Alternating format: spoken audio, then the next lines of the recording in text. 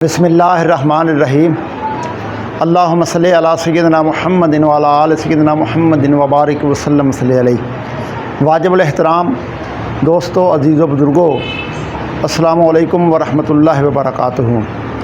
آج میں جس عنوان پر گفتگو کرنا چاہتا ہوں وہ یہ ہے کہ ویسے تو آدمی دنیا میں ہر کوئی اس بات پر زور دیتا ہے کہ ہمیں حقوق کا خیال رکھنا چاہیے، حقوق ادا کرنے چاہیے، لیکن میں یہ سمجھتا ہوں کہ باقی سب کے حقوق سے زیادہ بندے پر سب سے پہلا حق اور بڑا حق جو ہے وہ اللہ رب العزت کا ہے کہ اللہ تعالیٰ وحدہ لا شریک کی عبادت کی جائے، اس کے علاوہ کوئی معبود نہیں ہے اور اس کے علاوہ کوئی عبادت کا مستحق نہیں ہے۔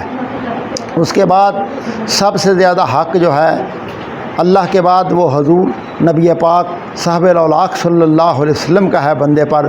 اس کے نبی کا حق اللہ کے بعد سب سے بڑا ہوتا ہے کہ نبی پاک صلی اللہ علیہ وسلم جو ہیں ان کی اطاعت کی جائے اور ان کی تعظیم کی جائے۔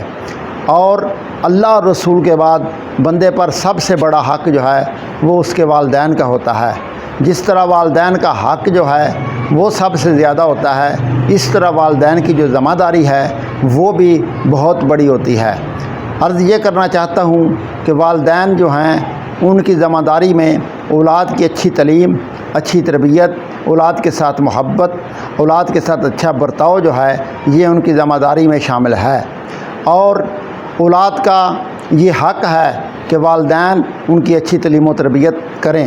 میرے آقا سید عالم صلی اللہ علیہ وسلم نے فرمایا کہ والدین جو اپنی اولاد کو دیتے ہیں اچھی تعلیم و تربیت جو ہے وہ بہترین عطیہ ہوتی ہے کہ اولاد کی اچھی تعلیم و تربیت کی جائے۔ تعلیم و تربیت کے اعتبار سے ان کی دینی تعلیم و تربیت جو ہے وہ بھی کرنی از حد ضروری ہے۔ یہی وجہ ہے کہ جو لوگ اپنی اولاد کی تعلیم اور تربیت کا اور پھر ان کو آداب سکھاتے ہیں وہ الحمدللہ ہمیشہ والدین کے فرما بردار رہتے ہیں۔ اور میرے آقا صلی اللہ علیہ وسلم نے فرمایا کہ اپنی اولاد کو قرآن مجید سکھاؤ۔ حضور نے فرمایا اپنی اولاد کو قرآن سکھاؤ، فرمایا اپنی اولاد کو محبت رسول سکھاؤ، اور فرمایا اپنی اولاد کو محبت آل رسول سکھاؤ۔ یعنی پتہ یہ چلا حضور علیہ الصلوۃ والسلام یہ تعلیم ارشاد فرما رہے ہیں کہ اپنی اولاد کو قرآن مجید فرقان حمید کی تعلیم دو، اور اس کے ساتھ رسول اللہ صلی اللہ علیہ وسلم کی محبت کی تعلیم دو، اور رسول اللہ صلی اللہ علیہ وسلم کی اولاد کی تعلیم دو۔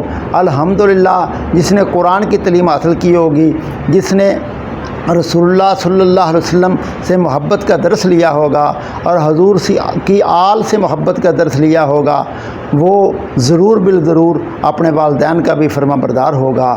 اور حضور سید عالم صلی اللہ علیہ وسلم نے یہ بھی فرمایا کہ جو والدین جو ہیں جو اپنی اولاد پر وہ خرچ کرتے ہیں، اپنی اولاد کے ساتھ جو نیکی کرتے ہیں، ان کو اللہ تعالیٰ ڈبل ثواب عطا فرماتا ہے، ڈبل اجر دیتا ہے۔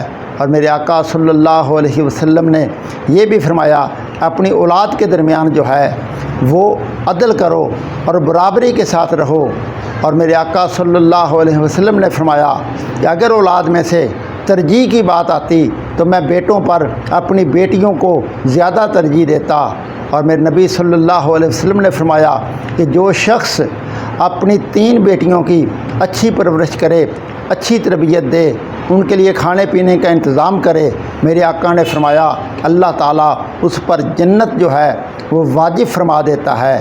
میری سرکار نے فرمایا کہ والدین پر یہ ضروری ہے کہ جب ان کے ہاں اولاد ہو تو اس کا نام رکھیں اور پھر اس کا عقیقہ کرائیں اور پھر ان کی اچھی تعلیم و تربیت کریں اور انہیں نماز کی تلقین کریں۔ جب 9 سال کا ہو جائے اس کا بستر الگ کر دیا جائے، پھر انہیں نماز کی تعلیم دی جائے۔ اگر 13 سال کا ہو کر نماز ادا نہ کرے تو اس کے ساتھ سختی کی جائے۔ یہ تمام تعلیمات میرے آقا صلی اللہ علیہ وسلم نے ارشاد فرمائی ہیں۔ عرض کرنے کا مقصد یہ ہے اگر ہم معاشرے میں سکون چاہتے ہیں، اگر معاشرے میں امن چاہتے ہیں، اس کے لیے ضروری ہے کہ اپنے بچے کی صحیح تعلیم و تربیت کریں، کیونکہ اس بچے سے ہی معاشرہ بننا ہے۔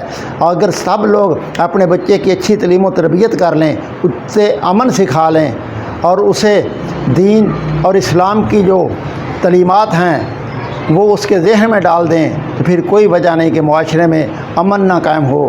اس لیے ضروری ہے کہ تعلیمات نبوی صلی اللہ علیہ وسلم کی روشنی میں اپنی اولاد کی تعلیم و تربیت کی جائے۔ اللہ تعالیٰ میرا اور آپ کا حامی و ناصر ہو، آمین ثم آمین۔